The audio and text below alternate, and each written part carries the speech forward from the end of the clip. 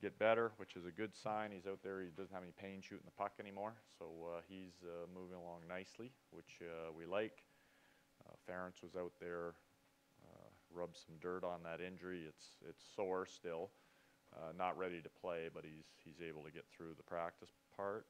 And another night for a number of these young men to shine and try to stay another day. Dallas, at the start of training camp, you said you had 2 NHL centers. How many do you have now? The battle's still on. For me, we have 2, and there's a whole bunch of mud after that, and that's why these games are so important to those other centermen.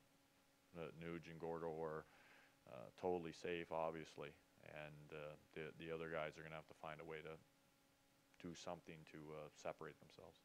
Do you want to see anything from Drysdale that you haven't seen yet, or do you want to just see a continuation of what you have seen? No, they kind of all fall in the same boat. Like he's played very well for an 18 or 19-year-old player, however old he is, and but just to reiterate, you've got to find a way to separate yourself, and do you fit into the mix of what we're looking for? And we need somebody that can make some plays. We've asked Boyd Gordon to do that. We think Boyd can make more plays. We want Boyd to step out of the box, and he's going to get an opportunity to do that tonight. He's been doing it quite well in practice. So, for Leon, for the rest of them, it's about separating yourself. And all you have to do is marginally. If you could make it a great separation, awesome. Makes the decision really easy. But even just being better marginally will do it right now because they're all so close together. Good. I thought early he was trying to find his game a little bit. Played a little bit as the game went on last game. Played better. When he came up last year, he was able to get in on the forecheck, pesty, but was making plays too. And we started to see that later in the game. So he's in that group. Got to keep making plays and show that you can do that and be effective.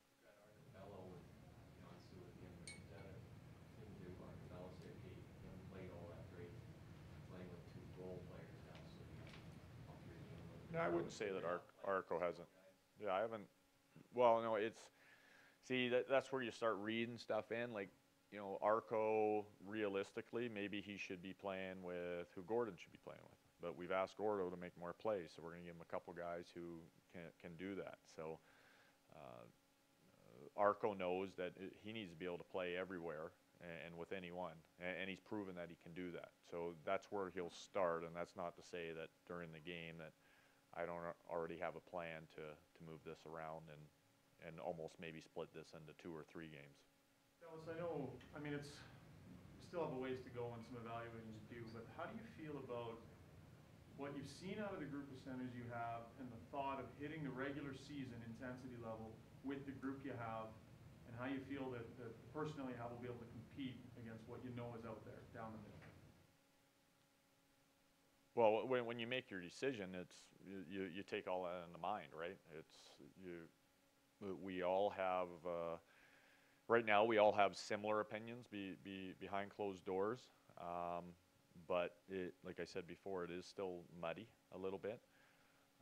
But you take that into account that when it comes down to getting to the 23-man roster or the 22 or whatever we decide to keep, these are the guys that we think that can go in that first game and play at a pace level and win the hockey game. We're trying to move forward from development and win. So whoever's in those slots are the guys that we feel right now are going to be able to get those 2 points. The Kachev story was obviously a feel-good story for fans and for us media during this training camp, but the league pulling the rug out from under it yesterday. Just your reaction to how it kind of went down and just how the team kind of handled that. Well, I don't know. For me, it's not a massive reaction. It's unfortunate that the contract was rejected. That young man had an excellent camp. I feel bad for him, and we wish him all the best. It's a guy in a very short amount of time you've come to cheer for, and now you have a relationship with, and now he's off back to junior, and you don't know what the future holds for him. Dallas, how much are you evaluating the individual talent to make your team, and also now looking at the way the system's being played that you're comfortable with? We're doing the right things right now so we can get into game one. Yeah, well, it's you're right. It's twofold. Listen, we need talent. We need to make plays. We've got to get better offensively, and with offense comes what? It's just not. It's about breaking the puck out, being able to execute that play, being able to come through the neutral zone, be able to retrieve pucks. It's all these different things that go into your system that create offense. So we're evaluating your ability to make plays, but then at the same point, understand our systems, that when we don't have the puck, how are we going to get it back? So it's all this criteria that comes in, and then there's different roles on the team too. Who can execute on the power play? Who's going to kill penalties? Who can we play against the other team's top line? So it's not just take the 23 most skilled players. It's a team, and that's what makes the conversations very interesting back there. You've seen that at Benoit Pouliot so far in camp, and do you like where he kind of fits in with the group? I think Benoit Pouliot could very well be, right with, I think Taylor and Nuge have, and Justin Schultz have been excellent through training camp, and I think Benoit Pouliot's right there with them. He has come in and been better than I thought he was, and he gives us speed. He's able to close on the puck. He's got an unbelievable stick. Like everywhere that puck is, he seems to have his stick on it.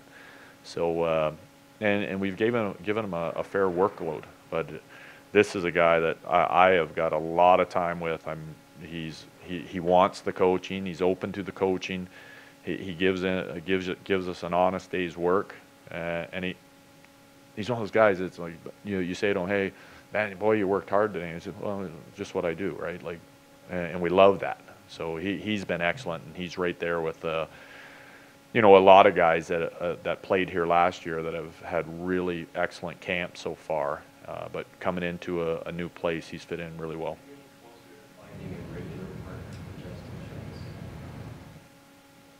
Yep.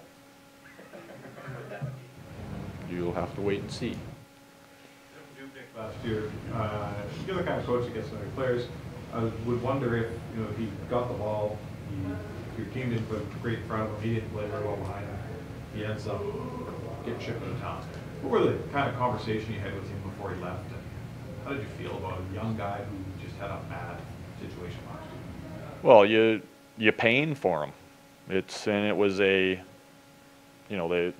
when they say a perfect storm, it means it's really bad, right? Well, that was a perfect storm last year, and we weren't great in front of him. He took a lot of criticism, and then the change came, and I still remember the day that he got traded. He came up to my room, and we sat and we talked for quite a long time, and I was really hopeful, and I believed that he was going to get it turned around right away, and that didn't quite happen for him. But now it's a new season for him, and I've even texted him a few times during the summer to check in on him, and he through those text conversations, now we're not talking voice-wise, but the responses coming back were that he seemed like he was in a good headspace and ready to reclaim a role with this team here. I think it was a lot of things. It's hard to have confidence when the team's not playing well in front of you and the puck keeps going in the net. I don't know how you keep your confidence. So I'm sure that was a big part of it. What was it like for you just 1 year that you coached center and gone in before he was dealt in the offseason. What was he like as a player, you know, in the team, like in the room and that kind of stuff? Awesome guy, great, high character, kind of guy you want in your room. You know, he's a good leader. He was a guy that was a guy that was in the mix to maybe be the captain of the team. I can't say enough about Sam. He's just a great individual and somebody that I enjoyed being around, and I know his teammates like being around him too. I think what happened to Sam, and I've seen it so many times, is you miss training camp or you miss a big chunk of training camp, you usually have a hard season. And there are exceptions to that, but that injury last year really set him back. And I think if it would have been an injury of somewhere else on your body, like if it would have been his arm or his knee or his shoulder, it may have been far different. But when you get broken jaw and now you're wearing a mask and now you've got to play a real physical sport, there's a different mindset that goes in it. And I know Sam did everything he could. He came back too early from that injury because we were suffering. That shows his character there. And I know for a fact he's excited to be with Arizona, and I expect him to have an excellent season. Ryan Hamilton hurt or? Yeah, he's got an oblique.